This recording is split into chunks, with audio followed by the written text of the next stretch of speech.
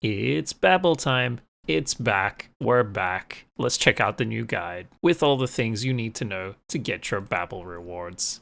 I'm going to cover the easiest way to get all of these rewards without melding for the endgame badges. For those of you who want the endgame badges, I'll also do a quick little guide on how to split up your points and how I did mine. As you can see, I've got 724 points, which is well above the needed 600 points to earn the full Babel rewards. Now, in regards to splitting up your points, I'll cover that very briefly, but I have covered it in detail in my prior Babel guide, which you can check out just down below. So if you want to watch that in depth, go over there. For the meantime, you need 120 points to get all the rewards this time, 300, 450, and 600 for the full amount of points. You can split this up any way you want between the stages. For example, you can do 50 points per stage, and you'll definitely get 450 points. Only want to do 6 stages? Well, you can do that. You'll just need to do 75 points per stage. However you break this up is up to you, your account, and your team, and also your skill level. Now, let's get to the part of the guide where I break things down so you don't have to read. If there's any errors, it's because I also can't read, so sorry in advance. But that said, here's my reading issue guide for Babel. Let's start with this stage over here, the one that I have the highest amount of points for. As you can see, these are the 3 stages. These are the 3 teams I used. This team was by far the easiest, as Chrome just parries everything, and Liv absolutely annihilated the boss. I think his HP got melted in about 2 minutes or so. It wasn't a long fight. Next up, we had Luna, Vera, and Vera. On the 3rd team, we had Liv, Bianca, and Plume. So the idea with this stage is you need separate elements. If you come into select team, pick your difficulty. Depending on what buffs you want, you can select the different difficulties. The lower the difficulty, the more buffs are restricted. I opted for the hardest difficulty, and you can see which buffs I selected and cleared it on here, for a total of 105 points. Now, if you do each stage once with 1 point, that will earn you the rewards for these ones here, and you can see that as long as you have 1 point for 1 debuff, you'll get all the rewards. Once you've done each stage with at least 1 point, the only thing you need to do is make a total of 120 points to get all the rewards. Coming back into here, if we click on select team, we've selected the difficulty. Now let's go through the debuffs quickly. The important thing to know for this stage is how the dragon's element resistance works. So, if you pick a physical team, it doesn't matter, the dragon will just pick whichever element resistance by random. Now, if you come into the 3rd option, you can see how this element resistance chart works.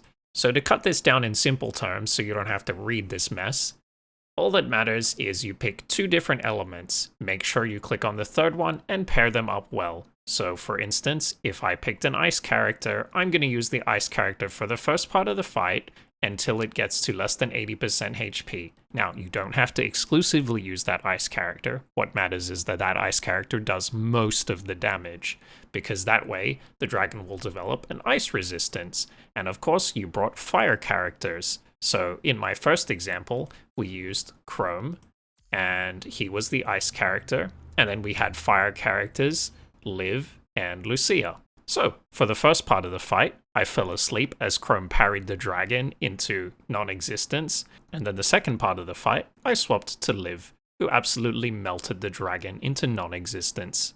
Lotus was there for moral support, as she was too strong and I never needed to use her. Now that you know how the boss's gimmick works, let's check out his other debuffs. This is a general debuff which you can tailor to your difficulty. It will tell you the amount of BP it recommends. However, this can vary depending on your skill and how much you swipe.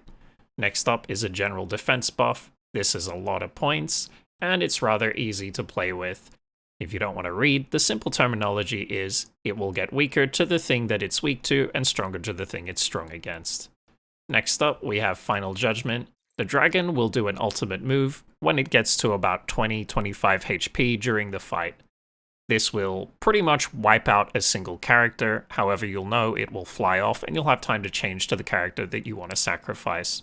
Alternatively, if you manage to break both of its claws after it's transformed into its element state, you will be able to negate most of the damage and probably have 3 characters. Elemental Corruption is really annoying. It inflicts special debuffs based on what stat it changes to, and I opted to leave it off. Now, I had Berserk Dragon switched on because I genuinely couldn't tell the difference. The dragon never stopped attacking with it on or off, so I thought, hey, why not have a free 8 points? If you're playing on the hard overclock difficulty, you'll get 2.5 times those points, so it'll be over 16 points.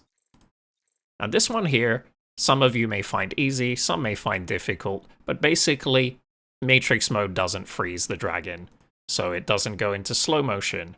However, you can scam the dragon, because Chrome still parries the dragon and freezes him and makes him slow. Moving on to the final 3 buffs, this just gives the dragon extra HP. Now, I don't like falling asleep during Babel, so of course I had this off.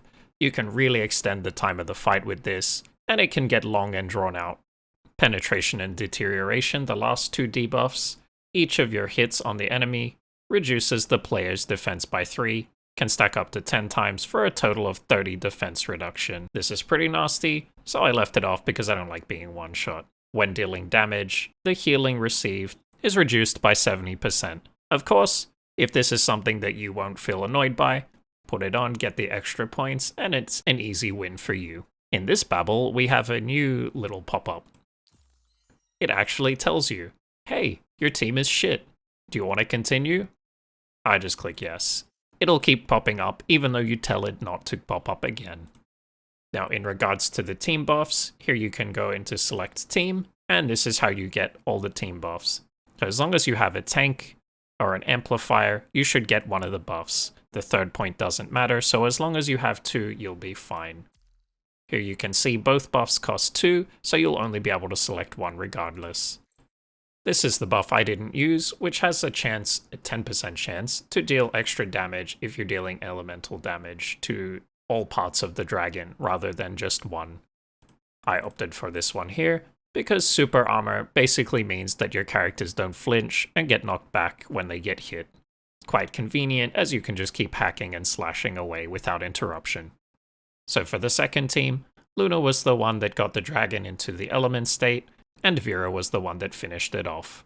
For the third team, we had Bianca, who was the one that did the lightning damage, Liv was a good stall for time, and then Plume was the one who finished it off, with a lot of help from Bianca. Moving along, we have Voodoo. You can see Near Team is as broken as ever. So let's get into Voodoo's gimmick. Once we come into environment details, we can see that there's a lot of buffs. There is a white buff and a black buff. If Voodoo manages to eat one or both of these, Voodoo will get all of the buffs listed here. No, I'm not reading them. Have fun guessing what they do. As you can see here on the left side of the screen, there's a portal. There's also one on the right side of the screen. So here's where the black one will spawn from, and here's where the white buff will spawn from. Voodoo will stay in the middle of the screen when the time comes. If Voodoo manages to absorb one or both, it will get the corresponding buffs. I opted to kill the white one first in most cases, as it seems to get there quicker. Now that we've covered that, let's go on to the other debuffs for Voodoo. This one here, extremely annoying. If you eliminate one minion, the other minion will get consumed. You cannot kill both. It's instant. I opted to leave this off because I don't like buffed Voodoo. The minions will come out at 85%, 60%, and 30% HP. So over the course of the whole fight, it will happen about 3 times. This radiation buff will happen when the 2 minions come out.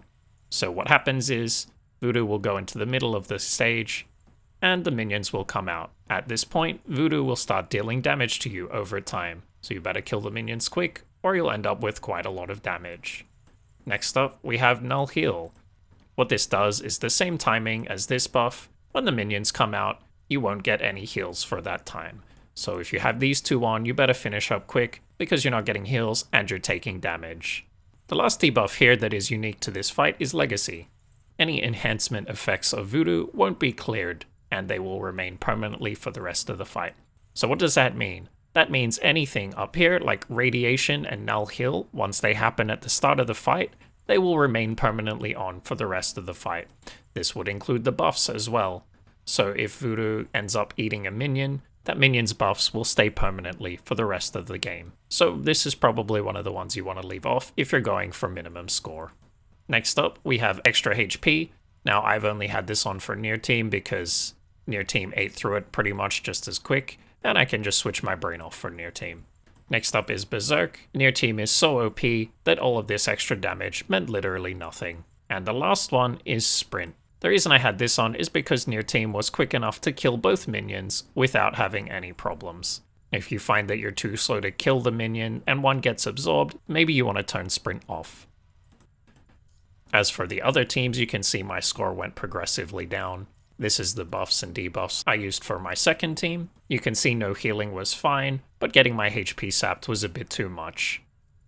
Also, I've turned HP off and getting one shot off, but I was able to kill the minions plenty fast, so this wasn't an issue. As for the last team, you can see how many buffs I had to turn off. Your mileage may vary. I struggled to use Naname without running out of dodge meter, because of the way her ping ability works. If you don't know what I mean, check out my guide on Naname. This fight was made relatively easy by self-heal. The dodge buff was very useful. However, self-heal just makes it so much easier. It allows room for mistakes. Sometimes you don't dodge and it's your fault, sometimes the game's a bit scuffed. Most of you should be able to have 2 of these, and again the third one doesn't matter. So even if you only have 2 Omni frames, you don't need a third. As long as they're above level 40, you'll be fine. That brings us to the last stage of Babel, or should I say the first. Here we have the Transcendent side, or should I say Uniframes? You can see my points were pretty low overall in this one.